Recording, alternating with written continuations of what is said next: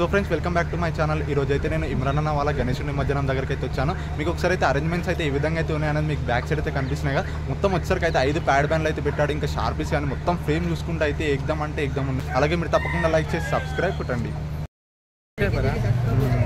Friend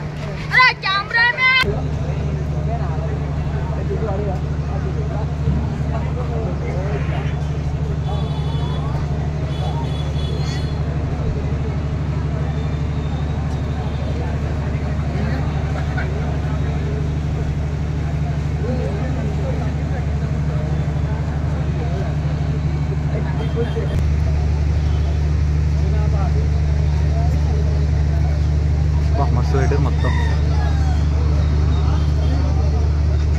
షార్పీసే కదా మీద.